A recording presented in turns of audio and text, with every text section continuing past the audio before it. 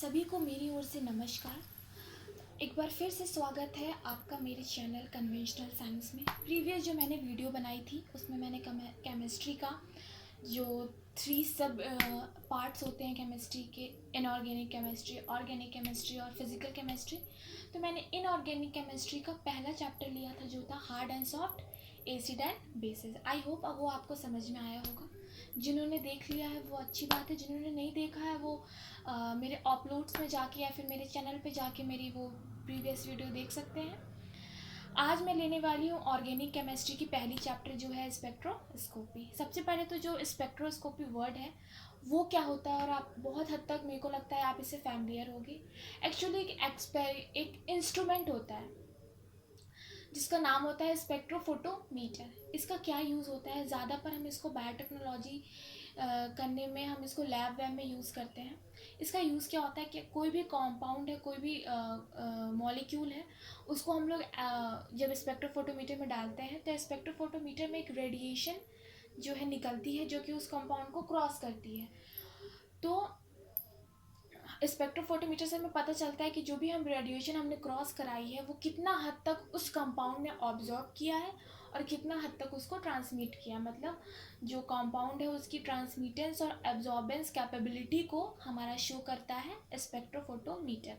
और जिस हिसाब से वो एब्जॉर्ब कर रहा है और ट्रांसमिट कर रहा है उससे हम ये भी रिलेट कर सकते हैं कि हाँ उसका स्पेशल अरेंजमेंट क्या होगा, उसमें कहाँ पे ज़्यादा इलेक्ट्रॉन डेंसिटी होगी, उसकी केमिकल स्ट्रक्चर क्या होगी, फंक्शनल ग्रुप कौन कौन से अटैच होंगे। तो ये सब भी हम थ्रू स्पेक्ट्रोफोटोमीटर जान सकते हैं। लेकिन बेसिकली क्या होता है, एब्जॉर्बेंस और ट्रांसमिटेंस कैपेबिलिटी जानते हैं, और उस एब्जॉर्बेंस और ट्रांसमिटिव कैपेबिलिटी के को हम रिलेट करते हैं फिर उसके स्ट्रक्चर और ये सब जानने में। तो काफ़ी इम्पॉर्टेंट एप्लीकेशन है स्पेक्ट्रोफोटोमीटर का।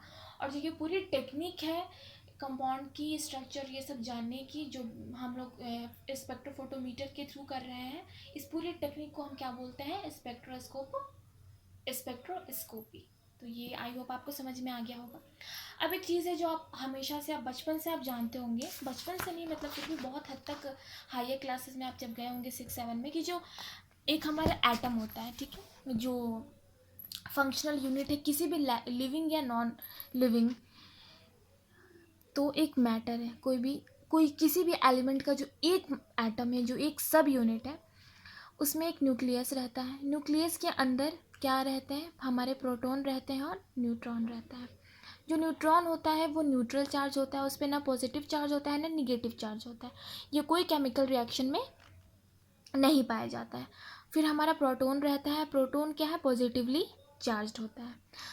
तो चूँकि न्यूट्रॉन जो है वो किसी केमिकल रिएक्शन में भाग नहीं लेता है, जो हमारी केमिस्ट्री है वो is all about chemical reactions. तो जो न्यूट्रॉन है चूँकि वो न्यूट्रल है और किसी केमिकल रिएक्शन में उसका यूज़ नहीं हो रहा है, तो केमिस्ट्री में उसका मतलब ना के बराबर यूज़ है। तो हम ज़्यादा पर न्यूक्लियस को और जो प्रोटॉन है उसको हम काफ़ी बार न्यूक्लियस की जगह हम प्रोटॉन यूज़ कर रहे हैं इस चैप्टर में और प्रोटॉन की जगह न्यूक्लियस। तो इस चीज़ से कंफ्यूज नहीं होना है। हम प्रोटॉन और जो भी हमारा प्रोटॉन और न्यूक्लियस है, चूँकि न्यूक्लियस में ही प्रोटॉन और न्यूट्रॉन रहता है, चूँकि न्यूट्रॉन न्यूट्रल होता है तो हम नेग्लिजिबल मान के चलेंगे न्यूट्रॉन को। न्यूक्लियस का मतलब प्रोटॉन समझो आप, और प्रोटॉन को कई बार न्यूक्लियस लिखा है, न्यूक्लियस को कई बार प्रोटॉन लिखा है इस चैप्टर में, तो आप लोग कंफ्यूज मत होना। और ये जो एटम है इसके चारों तरफ ऑर्बिट्स होती हैं, इन ऑर्बिट्स में इलेक्ट्रॉन मूव करते हैं, ठीक है। ये ना सिर्फ न्यूक्लियस के अराउंड मूव करते हैं बल्कि अपनी एक्सिस पे भी मूव करते हैं, जिसकी वजह से ये मैग्नेटिक मूवमेंट प्रोड्यूस करते हैं। तो ये तो हमने अभी तक जो जाना था, लेकिन इस चैप्टर में आने के बाद हम जानते हैं कि सिर्फ इलेक्ट्रॉन ही नहीं, जो हमारा प्रोटॉन है, जो हमारा न्यूक्लियस है, वो भी मूवमेंट शो करता है। वो कैसे मूवमेंट शो करता है, तो हमने देखा कि जब हम किसी प्रोटॉन को, हम किसी न्यूक्लियस ऑफ एटम को जब हम किसी मैग्नेटिक फील्ड में डालते हैं, मतलब हम कोई न्यूक्लियस हमने ले लिया, हमने कोई प्रोटॉन ले लिया मतलब, और उसमें हमने एक्सटर्नल मैग्नेटिक फील्ड अप्लाई किया, तो हम देखते हैं कि वो एक्सटर्नल अप्लाइड फील्ड की वजह से जो हमारा प्रोटॉन है पहले वो एक्सटर्नल फील्ड को एब्जॉर्ब करेगा और फिर वो अपनी रोटेशन शो करने लगता है, वो खुद रोटेट करने लगता है, और रोटेट करने में वो मैग्नेटिक मूवमेंट प्रोड्यूस करता है, मैग्नेटिक मूवमेंट उसकी हो जाती है। तो अब जो है, जो भी वो ओरिएंटेशन शो कर रहा है, जैसे कि हमने जो मैग्नेटिक फील्ड है वो लेफ़्ट टू राइट दिया। अब इस मैग्नेटिक फील्ड जो एक्सटर्नल अप्लाइड फील्ड है, जो कि लेफ़्ट टू राइट है जिसकी ओरिएंटेशन, अगर इस एक्सटर्नल फील्ड की वजह से जो हमारा प्रोटॉन है वो भी, उसकी भी ओरिएंटेशन लेफ़्ट टू राइट हो जाती है, मतलब दोनों की ओरिएंटेशन सेम हो जाती है, तो हम उस तरह के ओरिएंटेशन को बोलते हैं स्टेबल ओरिएंटेशन, जिसकी वजह से जो फील्ड स्ट्रेंथ है वो ज़्यादा बढ़ जाता है क्योंकि दोनों की ओरिएंटेशन सेम है। लेकिन अगर जो हमने एक्सटर्नल फील्ड दिया वो लेफ़्ट टू राइट है, लेकिन जो हमारी प्रोटॉन की रोटेशन हो रही है वो है राइट टू लेफ़्ट हो रही है, अपोजिट डायरेक्शन में हो रही है, तो जो हमारा फील्ड स्ट्रेंथ है वो कम हो जाएगा, जो ओरिएंटेशन है उसको हम बोलेंगे अनस्टेबल ओरिएंटेशन। तो अब दो वर्ड आया, स्टेबल और अनस्टेबल। तो सबसे पहले आप चीज़ जान लो, जब भी आपको टर्म आए ना अनस्टेबल, तो आप जान लो कि अनस्टेबल मतलब यहाँ पे ज़्यादा एनर्जी लग रही है, एनर्जी कंजप्शन मोर, ठीक है। और जहाँ पे स्टेबल है वहाँ पे स्मॉलर एनर्जी। अब आप देख सकते हो कि जो हमारी एटम होती है ना, उसमें जैसे कि आपने इलेक्ट्रॉन का ही देखा होगा, ग्राउंड स्टेट, हायर स्टेट, ये सब पढ़ा होगा ना, कि जब हम रेडिएशन देते हैं तो फिर मूवमेंट होता है इलेक्ट्रॉन का, एब्जॉर्ब करता है हमारा रेडिएशन और मूवमेंट शो करता है electron from ground state to higher state. तो उसी तरह हमारा प्रोटॉन की भी स्टेट चेंज होती है, हमारे न्यूक्लियस के भी, अगर हम उसको, हमको लोअर स्टेट से उसको हायर स्टेट में डालना है, तो हम अब उसी तरह जिस तरह हम इलेक्ट्रॉन को रेडिएशन देते हैं हम उसी तरह करेंगे।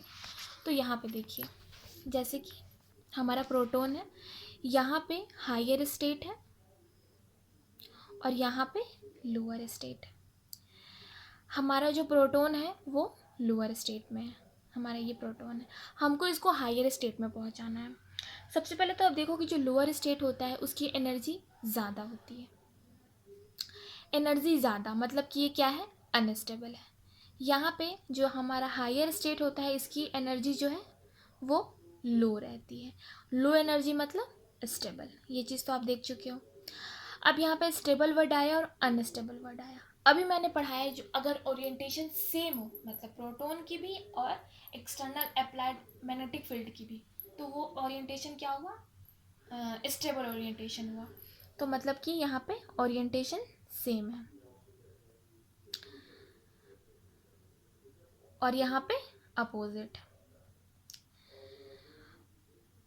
तो हम देखते हैं कि जो भी, कि जब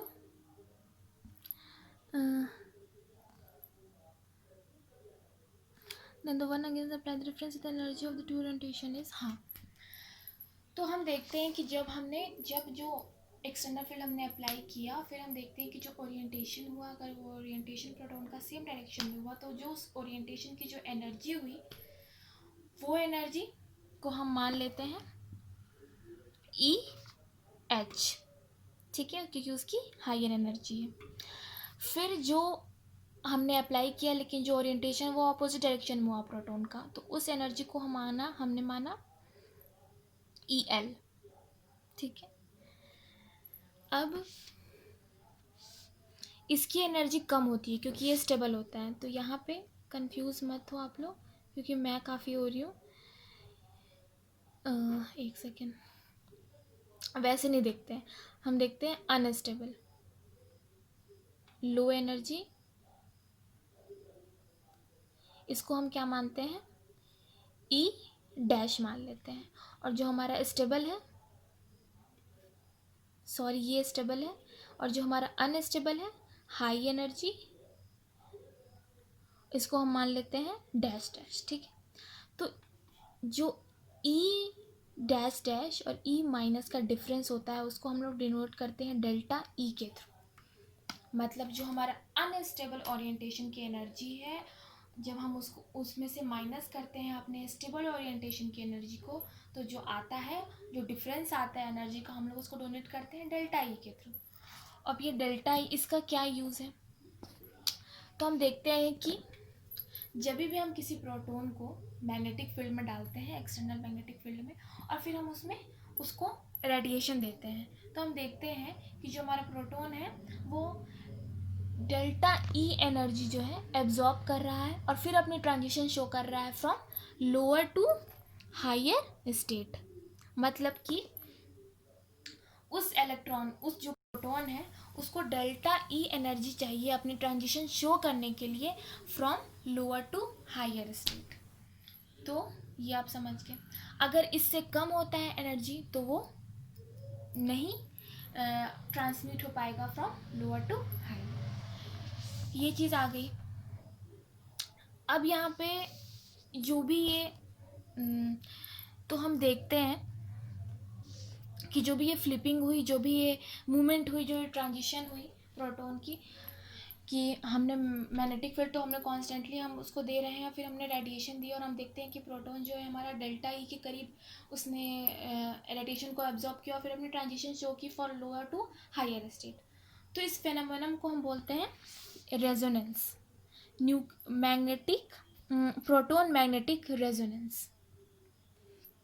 तब हम बोलते हैं कि जो हमारे न्यूक्लियाई है वो इलेक्ट्रोमैग्नेटिक रेडिएशन के थ्रू रेजोनेंस शो कर रहा है और ट्रांजिशन कर रहा है, और इस टेक्निक को हम बोलते हैं प्रोटॉन मैग्नेटिक रेजोनेंस। अब यहाँ पे रिलेशनशिप बताई गई है किसके किसके बीच, जो भी हमारा डिफरेंस आया है एनर्जी का, हमारा जो स्ट्रेंथ है मैग्नेटिक फील्ड का, जो हमारी फ्रीक्वेंसी ऑफ रेडिएशन है जो हम दे रहे हैं, और जो हायर और लो स्टेट, हाँ, ये तीनों के बीच जो आपको रिलेशन बताई गई है। तो यहाँ पे देखिए, आप यहाँ पे आप देख सकते हैं कि डेल्टा ई एच न्यू, यहाँ पे जो हमारा एच है वो है प्लैंक्स कांस्टेंट। तो डेल्टा ई बराबर एच न्यू, ये हमारी फ्रीक्वेंसी है, और फिर एच न्यू को हम लिख सकते हैं यहाँ पे गामा एच नॉट जो कि हमारी मैग्नेटिक फील्ड की स्ट्रेंथ है बाई 2 पाई। मतलब डेल्टा ई बराबर एच न्यू और एच न्यू बराबर ये, तो वी बराबर क्या होगा, जो न्यू बराबर क्या होगा, तो हम यहाँ से अगर एच को हटा देते हैं तो हम यहाँ से भी एच को हटा देंगे, तो न्यू बराबर हमारा क्या होगा, गामा एच नॉट बाई 2 पाई। तो ये रिलेशन हो गया। इसका हम लोग यूज़ करेंगे न्यूमेरिकल सॉल्व करने में, जो कि हम अभी आगे देखेंगे। अब हम देखते हैं कि किसी भी हमने अब PMR प्रोटॉन मैग्नेटिक रेजोनेंस, इसमें होता क्या है तो हम पहले भी देख चुके हैं कि इसमें हम 2 कंडीशन अप्लाई कर सकते हैं। पहले तो हम एक प्रोटॉन को लेंगे, एक कांस्टेंट मैग्नेटिक फील्ड के बीच में उसको डाल देंगे, फिर हम अपना फ्रीक्वेंसी चेंज कर करके उसमें रेडिएशन देते रहेंगे, और फिर हम चेक करेंगे कि किस रेडिएशन पे जो हमारा प्रोटॉन है वो ट्रांजिशन शो कर रहा है from lower to higher state. दूसरा काम हम ये कर सकते हैं कि हम फ्रीक्वेंसी जो है वो सेम रखें, वो कांस्टेंट रखें, और अपनी मैग्नेटिक फील्ड को चेंज करें, क्योंकि ये ज़्यादा आसान है। तो हम देखते हैं कि इस पार्टिकुलर फ्रीक्वेंसी पे हम किस स्ट्रेंथ पे कौन सी ऐसी स्ट्रेंथ हो रही है मैग्नेटिक फील्ड की जिस पे हमारा जो प्रोटॉन है वो ट्रांजिशन शो कर रहा है। तो यहाँ पे एक ग्राफ लिया गया है जिसमें एब्जॉर्प्शन ऑफ रेडिएशन, जो कि हमने कांस्टेंट लिया है, मैग्नेटिक फील्ड की स्ट्रेंथ हम बढ़ा रहे हैं घटा रहे हैं, तो देख रहे हैं कि एक पॉइंट आ रहा है जहाँ पे जो ट्रांजिशन हो रहा है इलेक्ट्रॉन का, जहाँ पे सिग्नल मिल रहा है, मतलब वहाँ पे ट्रांजिशन हुआ है इलेक्ट्रॉन का, वहाँ पे प्रोटॉन का, वहाँ पे प्रोटॉन ने एनर्जी एब्जॉर्ब की है। तो ये हम देख रहे हैं, तो इससे हमें ये पता चल जाएगा। फिर आता है आपको डायग्राम ऑफ PMR स्पेक्ट्रोफोटोमीटर, जो कि यहाँ पे डायग्राम दिया गया है आपको, क्या क्या कॉन्स्टिट्यूएंट होते हैं। एक ऑक्सीलेटर होता है, एक डिटेक्टर होता है, एक रिकॉर्डर होता है जो रिकॉर्ड करता है कि हाँ प्रोटॉन ने कहाँ पे ऑब्जॉर्ब किया, उस हिसाब से हम पता कर सकते हैं कि हाँ यहाँ पे प्रोटॉन है, यहाँ पे इलेक्ट्रॉन की डेंसिटी है यहाँ पे, तो हम उस तरह से केमिकल जो स्ट्रक्चर है कंपाउंड का वो पता कर सकते हैं। तो यहाँ पे एक चीज़ सबको समझनी पड़ेगी कि अगर हम उस मॉलिक्यूल जो जिसकी भी हमको केमिकल स्ट्रक्चर या फिर एब्जॉर्बेंस और ट्रांसमिटेंस कैपेबिलिटी को पता करना है, तो जिस भी कंपाउंड को के बारे में हमको जानना है कि हाँ उसकी फंक्शनल ग्रुप, उसकी स्ट्रक्चर और उसकी एब्जॉर्बेंस और ट्रांसमिटेंस कैपेबिलिटी क्या है, तो हम अगर वो सॉलिड फॉर्म में है तो पहले हमको ज़रूरी है कि हम उसको लिक्विड फॉर्म में करें। तो अगर सॉलिड फॉर्म में हमारा कंपाउंड तो हम उसको सॉल्वेंट में डालते हैं। कौन कौन से सॉल्वेंट हम यूज़ कर सकते हैं, तो ड्यूट्रो क्लोरोफॉर्म यूज़ कर सकते हैं, ड्यूट्रो एसीटोन यूज़ कर सकते हैं, ड्यूट्रियम ऑक्साइड यूज़ कर सकते हैं। अगर हमारा जो सैंपल है, जो कंपाउंड है, वो अगर लिक्विड फॉर्म में है तो हम उसको एज इट इज़ यूज़ कर लेते हैं। ठीक है, यहाँ पे जो ऑक्सीलेटर है, इसका यूज़ क्या होता है कि इसको बहुत तेज़ी से मूव करता है ताकि जो हमारी मैग्नेटिक फील्ड है उसकी रेडिएशन बढ़े, क्योंकि जितनी ज़्यादा कॉइलिंग होती है उतनी ज़्यादा हमारी स्ट्रेंथ बढ़ती है। उसके बाद से एप्लीकेशन ऑफ NMR स्पेक्ट्रोस्कोपी, मतलब यहाँ पे न्यूक्लियर मैग्नेटिक रेजोनेंस है, या फिर आप प्रोटोन मैग्नेटिक रेजोनेंस भी बोल सकते हो, क्योंकि मैंने आपको पहले ही बताया था कि आप न्यूक्लियस प्रोटोन को लिख सकते हो एक दूसरे के बदले, क्योंकि लगभग एक तरह से सेम ही बात हुई।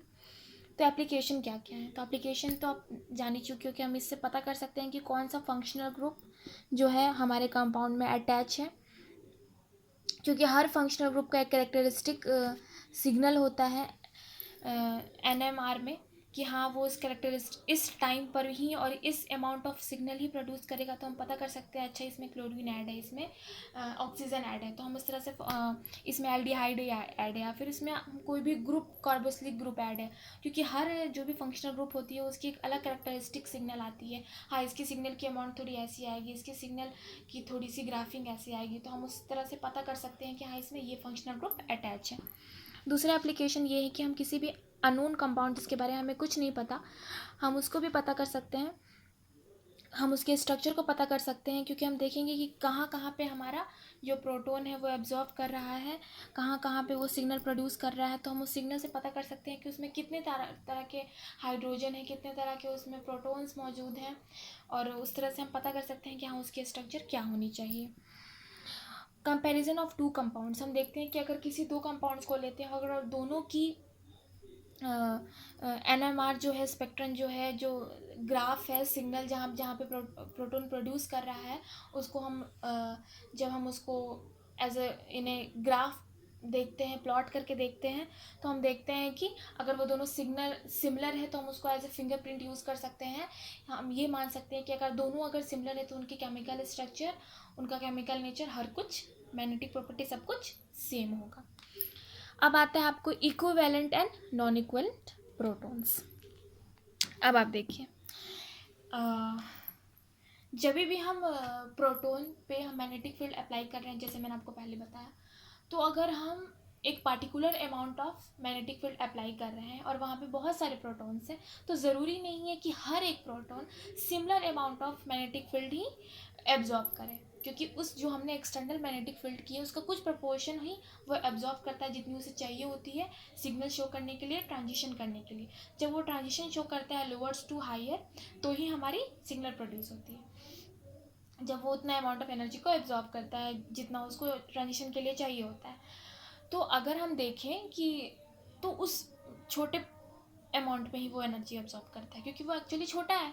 तो हमने एक्सटर्नल फील्ड दिया और वहाँ पे बहुत सारे प्रोटॉन्स हैं, इसका मतलब ये नहीं है कि सारे प्रोटॉन्स जो है equal amount of energy he absorb करें, ज़रूरी नहीं है, क्योंकि ये प्रोटॉन के इन्वायरमेंट पे डिपेंड करता है कि उनके बगल के कितने प्रोटॉन्स हैं, उनके पास इलेक्ट्रॉन की डेंसिटी कैसी है। ज़रूरी नहीं है कि हर प्रोटॉन के पास इलेक्ट्रॉन की डेंसिटी सेम हो। उसके बगल में अगर एक पहले के बगल में 2 है तो ज़रूरी नहीं है कि दूसरे के बगल में भी 2 इलेक्ट्रॉन्स हो सकता है वो एक्सट्रीम पे हो, वहाँ पे कोई प्रोटॉन ना हो, है ना, वहाँ पे कोई इलेक्ट्रॉन डेंसिटी ना हो। तो उस हिसाब से हमारी जो एब्जॉर्बिबिलिटी कैपेबिलिटी है प्रोटॉन्स की वो भी चेंज हो जाती है।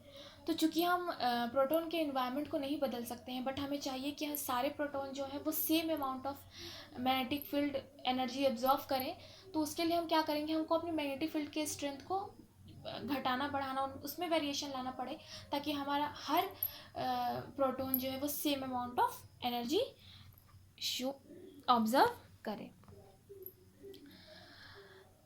उस हिसाब से इस कंडीशन पे इस चीज़ की को बेसिस लेते हुए 2 तरह के प्रोटॉन्स हमने देखे, इक्विवेलेंट प्रोटॉन्स और नॉन इक्विवेलेंट प्रोटॉन्स।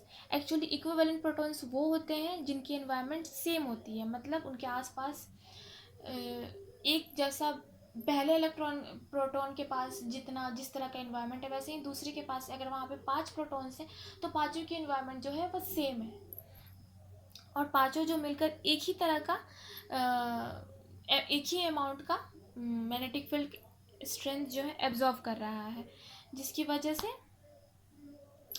वो एक ही तरह का सिग्नल प्रोड्यूस करेंगे। अगर उनकी अगर 5 इलेक्ट्रॉन्स नहीं, अगर पाँचों same amount of magnetic field produce कर ऑब्जर्व कर रहा है तो सिग्नल भी सिर्फ एक ही प्रोड्यूस होगा।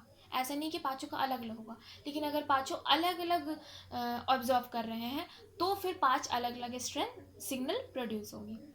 ठीक है, तो जो हमारे इक्विवेलेंट प्रोटॉन्स है वो क्या होता है, उनकी एनवायरनमेंट सेम रहती है और वो same amount of magnetic field strength absorb करते हैं और वो एक ही सिग्नल प्रोड्यूस करते हैं। और जो हमारे नॉन इक्विवेलेंट प्रोटॉन्स होते हैं वो एग्जैक्ट अपोजिट होते हैं। वो क्या करते हैं, उनमें डिफरेंट इन्वायरमेंट्स होता है, डिफरेंट इन्वायरमेंट के वजह से वो different amount of magnetic field absorb करते हैं, जिसकी वजह से वो अलग अलग तरह के सिग्नल्स प्रोड्यूस करते हैं। All equivalent protons give rise to one signal in the NMR spectrum बता चुकी हूँ। From the number of signals we can tell how many different types of protons are there in the molecules। हम देख सकते हैं कि अगर हमें 5 सिग्नल आ रहा है तो हम देख सकते हैं कि इसका मतलब हमारे जो भी कंपाउंड उसमें 5 तरह के 5 डिफरेंट टाइप के 5 डिफरेंट इन्वायरमेंट वाले प्रोटॉन्स प्रोड्यूस हैं, जिसकी वजह से हम रिलेट कर सकते हैं कि हाँ यहाँ प्रोटॉन होगा, यहाँ प्रोटॉन होगा, जिसकी वजह से हम उसका केमिकल स्ट्रक्चर को इमेजिन कर सकते हैं, है ना। एक एग्जांपल दिया है आपको यहाँ पे, एक है CH3CH2Cl, इसको हम बोलते हैं इथाइल क्लोराइड। ठीक है, इथाइल क्लोराइड में हम देखते हैं कि जो हमारा CH3 है इसको हम बोलते हैं मिथाइल ग्रुप और जो CH2 है इसको हम बोलते हैं मिथाइलाइन ग्रुप। तो जो हमारा ये मिथाइल ग्रुप है इसमें 3 हाइड्रोजन है। हाइड्रोजन एक्चुअली इसमें इसकी जो कन्फिग्रेशन होती है वो होती है 1s1, मतलब इसमें सिर्फ एक ही इलेक्ट्रॉन रहता है और एक ही प्रोटॉन भी रहता है। चूँकि इसमें सिर्फ एक ही प्रोटॉन रहता है तो हम यहाँ पे प्रोटॉन की जगह पे हाइड्रोजन भी बोल सकते हैं। तो जो हमारा यहाँ पे CH3 है इसमें 3 प्रोटॉन्स हैं, 3 हाइड्रोजन से इसका मतलब 3 प्रोटॉन्स हैं। तो हाँ, और यहाँ पे जो CH2 है जो मिथाइलाइन ग्रुप है, मिथाइलिन ग्रुप, उसमें 2 प्रोटॉन है, मतलब 2 हाइड्रोजन है।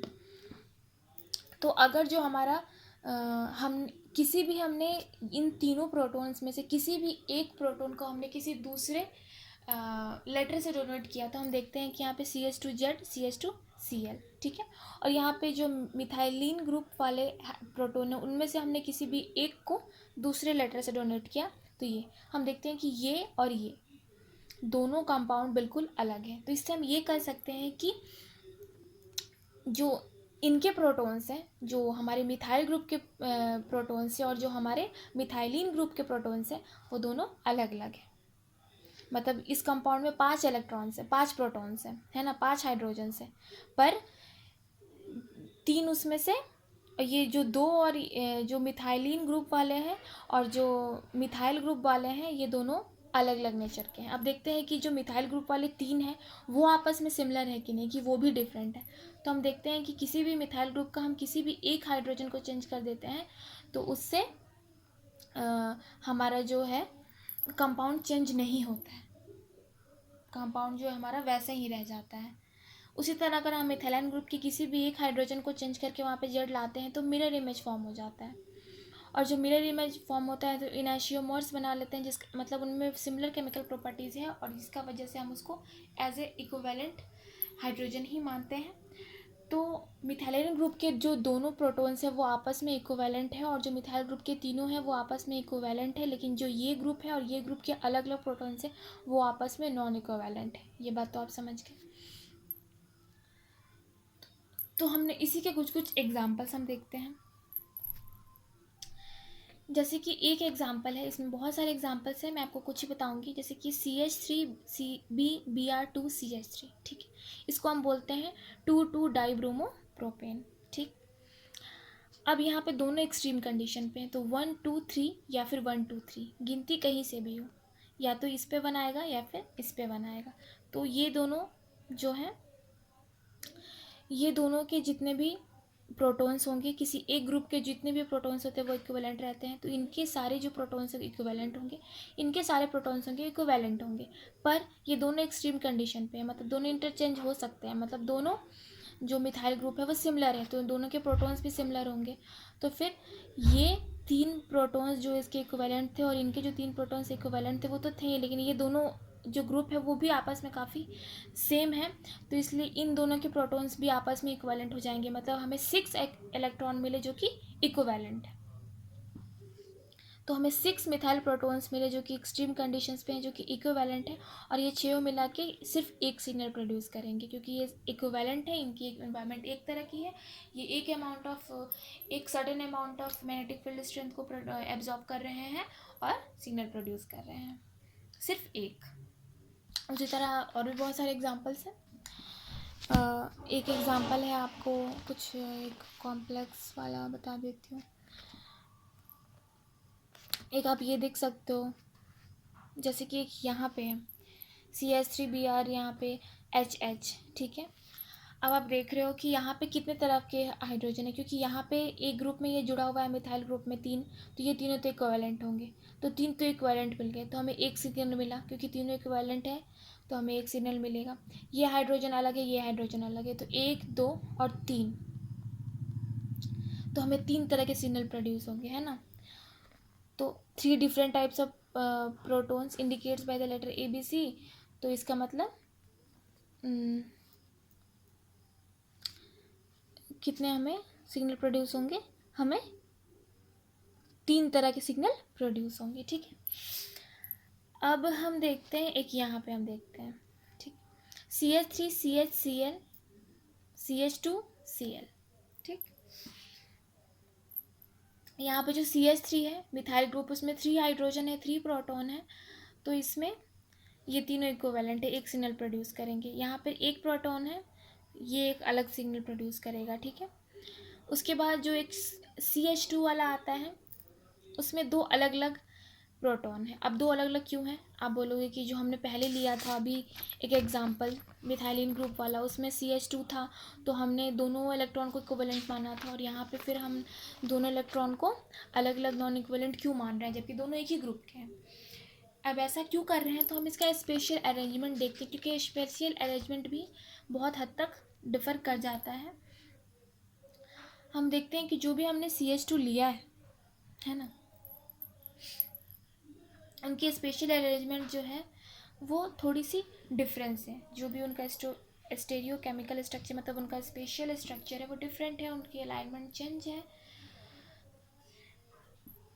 एक बाहर की तरफ निकले हुए हैं, एक अंदर की तरफ निकले हुए हैं, एक दूसरे डायरेक्शन में जा रहे हैं, नॉर्थ ईस्ट डायरेक्शन में जा रहे हैं, एक दूसरे डायरेक्शन में जा रहे हैं, जिसकी वजह से उनकी ओरिएंटेशन चेंज है, जिनकी वजह से वो अलग अलग अमाउंट ऑफ मैग्नेटिक फील्ड को एब्जॉर्ब कर रहे हैं, अलग अलग डिफरेंट रेडिएशन दे रहे हैं, तो वो हम उनको नॉन इक्विवेलेंट मानेंगे।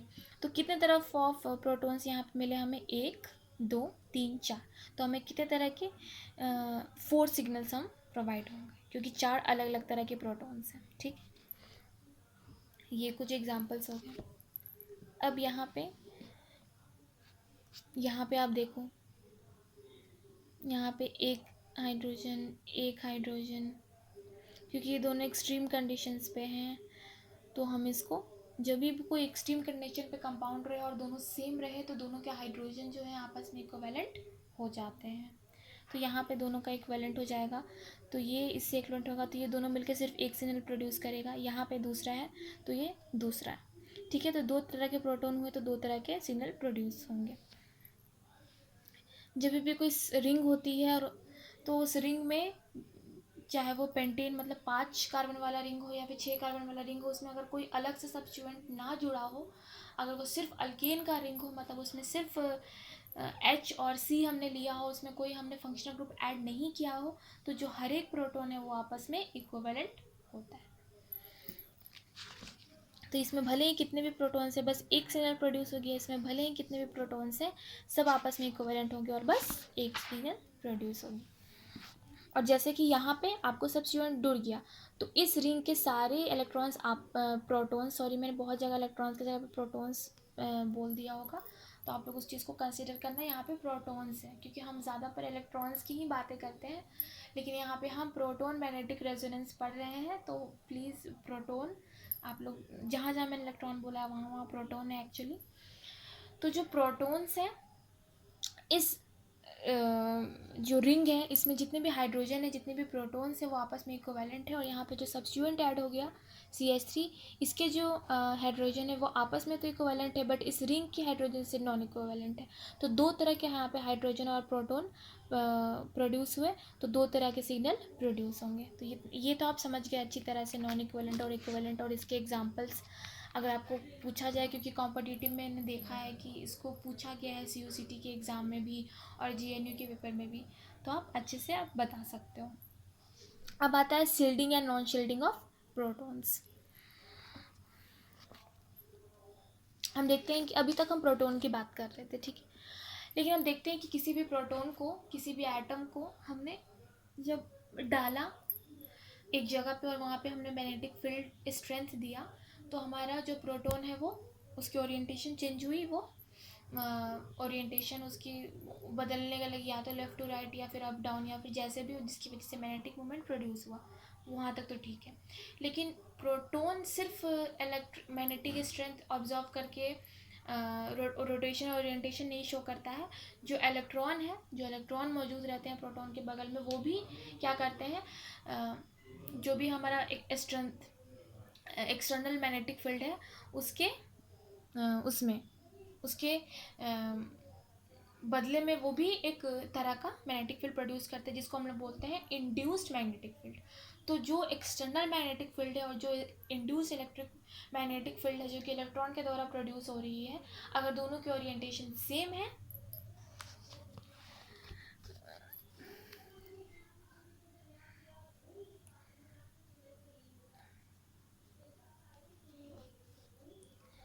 तो हम उसको बोलते हैं कि जो प्रोटॉन है हमारा वो डी शील्डेड हो गया इस केस में, क्योंकि फील्ड स्ट्रेंथ जो है वो बढ़ गई और प्रोटॉन पे अब पहले से ज़्यादा फील्ड स्ट्रेंथ लग रहा है, क्योंकि जो इंड्यूस्ड मैग्नेटिक फील्ड है और जो एक्सटर्नल मैग्नेटिक फील्ड है दोनों की ओरिएंटेशन सेम है, जिसकी वजह से जो प्रोटॉन है वो पहले से ज़्यादा मैग्नेटिक फील्ड प्रोड्यूस करेगा, स्ट्रेंथ को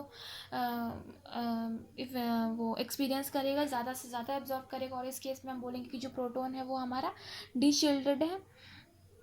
और जैसे greater field is required for the excitation of proton to higher levels, और हम कह सकते हैं कि जो प्रोटॉन है वो प्रोटॉन एब्जॉर्ब्स अप फील्ड, क्योंकि उसको ज़्यादा अमाउंट ऑफ मैग्नेटिक फील्ड अब लगेगी, पहले से ज़्यादा मैग्नेटिक फील्ड ले रहा है, क्योंकि प्रोटॉन दोनों की ओरिएंटेशन सेम है, जिसकी वजह से प्रोटॉन ज़्यादा अमाउंट ऑफ मैग्नेटिक फील्ड को एब्जॉर्ब करेगा, और उसको यानी कि उसको ज़्यादा अमाउंट ऑफ मैग्नेटिक फील्ड चाहिए for showing transition, for showing signals, और इस कंडीशन में हम बोलेंगे कि प्रोटॉन जो है वो अप फील्ड एब्जॉर्ब कर रहा है। इसी का जस्ट अपोजिट, अगर वो दोनों की ओरिएंटेशन डिफरेंट होगी, दोनों की ओरिएंटेशन अपोजिट होगी, तो इस केस में हम बोलेंगे कि जो हमारा प्रोटॉन है वो शील्डेड हो गया, जो प्रोटॉन है वो बहुत कम amount of magnetic field absorb करेगा as compared to the original external applied magnetic field, और इस कंडीशन में हम बोलेंगे कि the proton absorbs down field. ठीक है, नहीं सॉरी, यहाँ पे मैंने उल्टा बोल दिया कि जब ओरिएंटेशन सेम हो और जब ज़्यादा amount of magnetic field observe कर रहा है, उस केस में हम बोलेंगे कि जो प्रोटॉन है प्रोटॉन एब्जॉर्ब्स डाउन फील्ड। लेकिन जब अपोज कर रहा है और मैग्नेटिक फील्ड जो है वो डिक्रीज हो रही है प्रोटॉन पे, जितना भी जो इफेक्टिव फील्ड स्ट्रेंथ है, तो उस केस में हम बोलेंगे कि जो प्रोटॉन है एब्जॉर्ब्स अप फील्ड। ठीक है, ये एक दूसरे का जस्ट अपोजिट है, तो काफ़ी कंफ्यूजिंग है क्योंकि एकदम उल्टा है। और उसके बाद से, और इस शील्डिंग और डी शील्डिंग ऑफ प्रोटॉन्स की वजह से काफ़ी सिग्नल में कि हमें सिग्नल यहाँ पे मिलना था, जैसे कि यहाँ पे जो हमने ग्राफ बनाया है, ये ग्राफ है, यहाँ के हमने सिग्नल मिला इस पर्टिकुलर फ्रीक्वेंसी पे, इस पर्टिकुलर मैग्नेटिक फील्ड स्ट्रेंथ पे। ठीक है, हमने एब्जॉर्प्शन ऑफ रेडिएशन को कांस्टेंट रखा है, मैग्नेटिक फील्ड घटा बटा रहे थे, तो हम देख रहे थे कि इस पर्टिकुलर फ्रीक्वेंसी पे इस मैग्नेटिक फील्ड पे आके हमें ये सिग्नल मिला, क्योंकि लेकिन जो भी हमारी शील्डिंग और डी शील्डिंग हो रही है प्रोटॉन्स की, उसकी वजह से क्या होता है, हमारी जो सिग्नल है जहाँ पे मिलनी चाहिए तो वहाँ पे नहीं मिलती है, या तो पीछे मिल जाती है या फिर आगे मिल जाती है। तो इस जो चेंज होता है, जो शिफ्ट होता है सिग्नल के प्लेस पे, मतलब सिग्नल जहाँ पे होना चाहिए था वो शिफ्ट कर जाती है उस जगह से, उस चीज़ को हम बोलते हैं केमिकल शिफ्ट।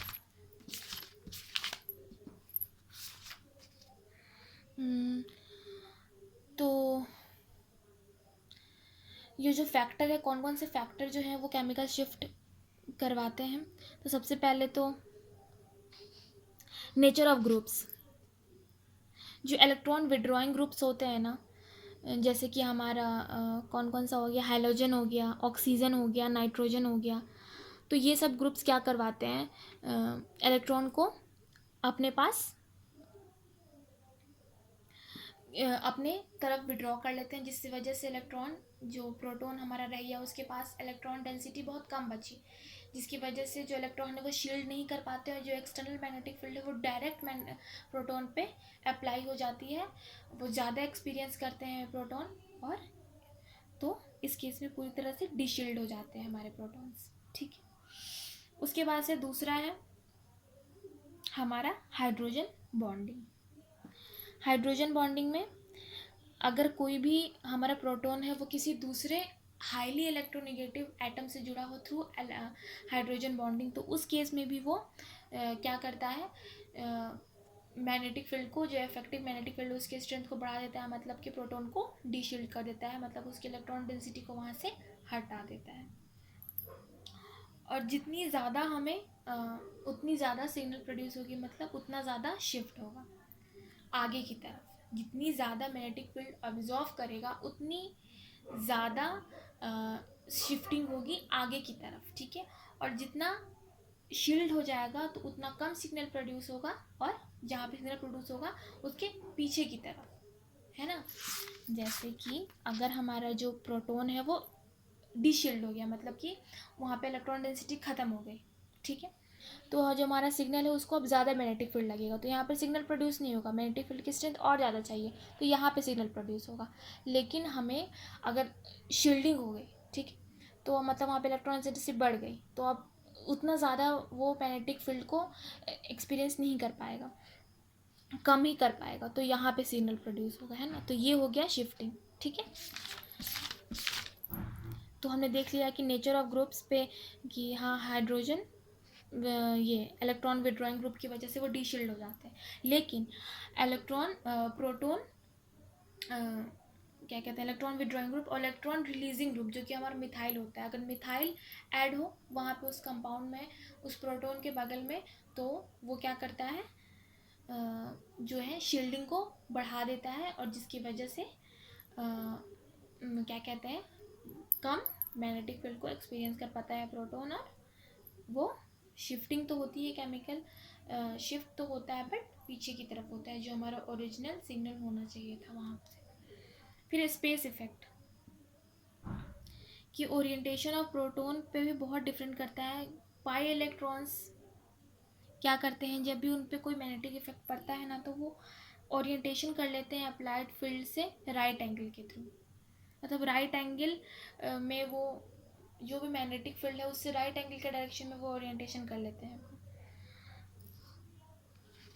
तो उसकी वजह से वो क्या करते हैं, एक तरह से डीशील्डिंग का काम करते हैं। तो ये आप समझ गए। एक चीज़ और है, कुछ कुछ अलग अलग चीज़ बताया गया है कि जो प्राइमरी कार्बन होता है वो ज़्यादा शील्डेड फील करता है एज़ कम्पेयर टू सेकेंडरी और टर्शियरी प्रोटॉन्स। अगर किसी में ज़्यादा प्रोटॉन्स हैं तो इनमें डीशील्डिंग ज़्यादा होगी, मतलब ये ज़्यादा maximum amount of magnetic field को एक्सपीरियंस करेगा, ये उससे कम और ये सबसे कम। उसके बाद से जो भी इलेक्ट्रोनिगेटिव एटम्स है, जैसे कि हैलोजन, ऑक्सीजन, ये भी डीशील्डिंग का काम करते हैं। जो भी पाई इलेक्ट्रॉन्स हैं ये भी डीशील्डिंग का काम करते हैं। और जो कभी कार्बोनिल ग्रुप्स हैं वो भी डीशील्डिंग का काम करते हैं अपने नेबरिंग कार्बन पे। जो भी हाइड्रोजन बॉन्डिंग हुआ वो भी डीशील्डिंग का काम करते हैं। और जो भी एक स्ट्रांगली इलेक्ट्रोपॉजिटिव एटम्स हो, वो जैसे कि सिलिकॉन, वो इलेक्ट्रॉन डेंसिटी को बढ़ा देता है, तो वो डीशील्डिंग का नहीं, वो शील्डिंग का काम करता है, जिसकी वजह से वो इफेक्टिव मैग्नेटिक फील्ड स्ट्रेंथ को घटा देता है। तो ये थी आज की क्लास, जो काफ़ी बड़ी हो गई आई थिंक, लेकिन आई होप आपको समझ में आया हो। इसके बाद सिर्फ 2 क्लासेस और लगेंगी और ये चैप्टर ख़त्म हो जाएगा। शायद आप लोग को पहली क्लास में थोड़ा सा टफ़ लगेगा, बट इतना कुछ टफ़ है नहीं। मैंने बहुत जिस तरह से मैंने समझा था खुद, उस तरह से मैंने समझाने की कोशिश की है, तो आई होप आपको समझ में आया होगा। If you like my channel then please like, share and subscribe, और प्लीज़ सपोर्ट मी गाइस।